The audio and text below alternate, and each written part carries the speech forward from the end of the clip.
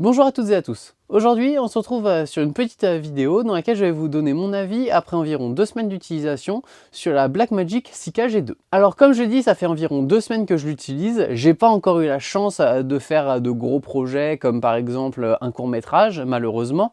Mais j'ai déjà eu l'occasion de faire pas mal de plans tests, rien que pour tester mes objectifs ou même juste pour tester les capacités de la caméra. Je vais tester plusieurs choses que je vais vous énumérer dans cette vidéo. La première chose qui vient à l'esprit quand on parle de cette caméra, c'est la qualité des images. Le fait de pouvoir filmer en 6K en RAW et en 4K en ProRes nous permet d'avoir des images vraiment de très haute qualité qui permettent, par exemple comme ici, de zoomer un maximum dans l'image sans avoir de perte de qualité.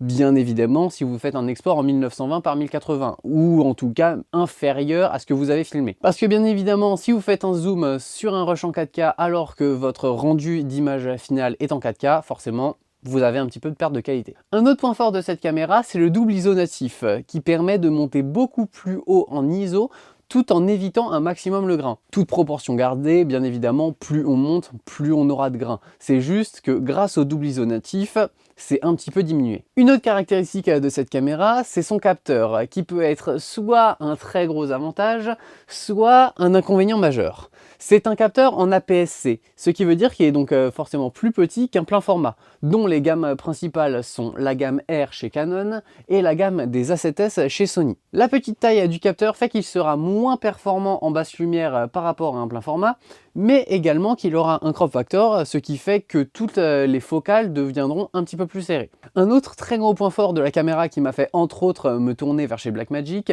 c'est le firmware, ou en tout cas le logiciel de la caméra, qui est à la fois intuitif, très logique à utiliser, et qui permet d'être opérationnel le plus vite possible. L'écran étant totalement tactile, ça ressemble presque à un téléphone, et c'est vraiment super simple de se balader dans les menus. Pour rester un petit peu dans l'ergonomie, la prise en main globale de la caméra est vraiment très bonne. La forme est vraiment très bien étudiée pour faire en sorte que tout tombe très bien sous la main. Il y a des boutons très facilement accessibles de partout qui sont en plus programmables, donc on peut faire ce qu'on veut avec. Mais en même temps, vu la taille de la caméra, on espère bien qu'il y ait de la place pour mettre des boutons un petit peu partout. Et enfin, le dernier gros avantage qui m'a fait me tourner vers cette caméra, c'est sa capacité d'accessorisation.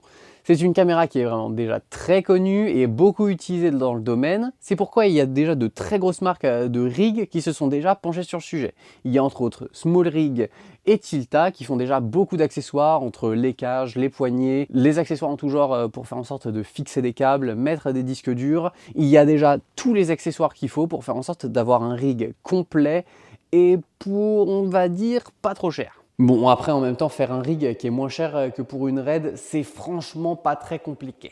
Voilà pour ce qui est de mon avis autour de cette caméra. C'est pour l'instant un avis qui est très positif parce que, faut se l'avouer, je me suis pour l'instant surtout concentré sur le positif, mais je n'ai surtout pas eu l'occasion de l'emporter partout et pour faire plein de projets. Si ça se trouve, mon avis évoluera un petit peu au fur et à mesure du temps que je l'utilise, et si c'est le cas, je vous tiendrai au courant soit par des vidéos comme ça, soit par des articles de blog. Et voilà, c'était donc mon avis autour de la Blackmagic 6K G2. J'espère que cette vidéo vous aura plu. En attendant d'autres vidéos comme ça, je vous propose de vous abonner, de mettre un petit like, de mettre un petit commentaire, ça fait toujours chaud au cœur. Et en attendant, je vous dis bonne journée, bonne soirée et salut!